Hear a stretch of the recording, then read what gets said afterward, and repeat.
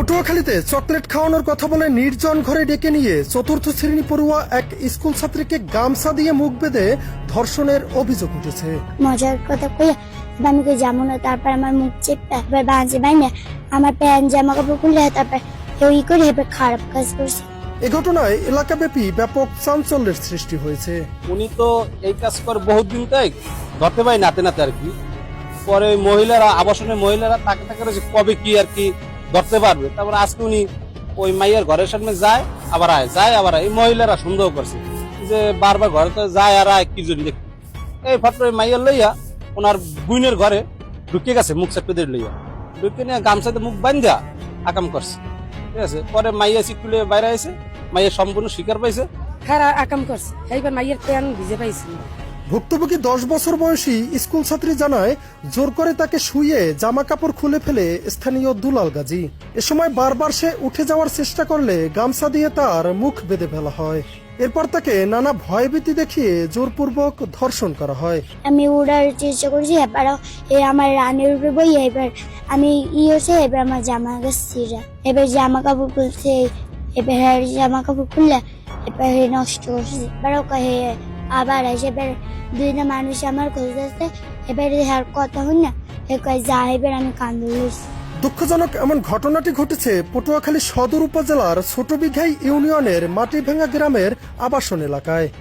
আরো কমাইর কথা শুনছি যে হ্যাঁ এরকম করছে, আমরা বিশ্বাস এরকম করলে তাহলে একজন আধা থেকে আরো 5 জন করবে না। আমার নাতি আছে, মাগি আছে, দুই আছে, সবই তো আছে। এত কষ্ট করে গুরু গেরা পাইলে আজকে মানুষের মানে পাম সারা জীবন একজন রাস্তায় লোক আইবে আর মাইয়া এরকম ধ্বংস করছে। আমি মানের বাড়ি কাম করি, এবার খাওয়াই এই গুরু গেরা, আমি এর বিচার চাই।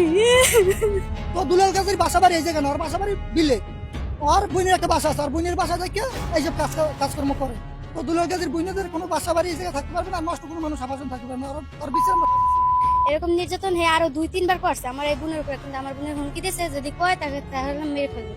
আর সে ছোট মানুষের জন্য সে বলতে পারে না, কারণ আমরা একটা মেয়ে মানুষ, আমাদের শরীরের ভিতরে একটা ভয় ঢুকে পড়ছে, কারণ আমরা স্কুলে যাই, মাদ্রাসায় যাই, আমাদের একটা ভয় লাগতেই পারে। ছোট ছোট মেয়ে তো আছে, তাদের অনেক ভয় লেগে গেছে, এই যে কারণ আজকে অনেক মানুষ স্কুল যায় না এই জায়গার মেয়েরা, যে আমাদের উপরে যদি এরকম একটা হয় সেজন্য তাদের একটা ভয় লেগে গেছে। এদিকে অভিযুক্ত দুলাল গাজী ও তার পরিবারের দাবি পূর্ব শত্রুতার জের ধরে পরিকল্পিতভাবে তাকে ফাঁসানো হয়েছে।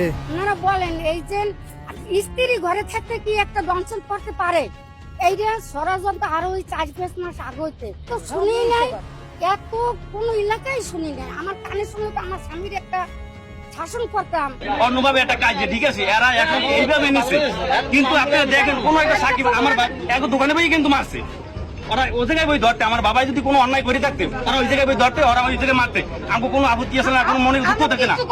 কিন্তু এই জায়গায় বইয়া এরা সব পিতে মিললে আমার বাবা সাইডের উপরে বস, এরা যেভাবে মারছে, এরা মানুষ তো অমানুষ। আমরা এর বিচার চাই, আমাদের যে মান সম্মান মানহানি হয়েছে, ঠিক আছে এটা সম্পূর্ণ মিশে পিছনে আগে কিছু আছে, আমি যার দেহি নাই তার জামাছেন কুমকুম। এ ঘটনায় অভিযুক্ত দুলালকে উত্তম মাধ্যম শেষে পুলিশে দিয়েছে স্থানীয় উত্তেজিত জনতা। তদন্ত সাপেক্ষে প্রয়োজনীয় ব্যবস্থা গ্রহণ করা হবে বলে জানিয়েছে পুলিশ। চাঞ্চল্যকর এ ঘটনায় সুষ্ঠু তদন্ত সাপেক্ষে প্রয়োজনীয় ব্যবস্থা গ্রহণের দাবি স্থানীয়দের। সোহাইব মাকসুদ, নূর নবী, পটুয়াখালী নিউজ।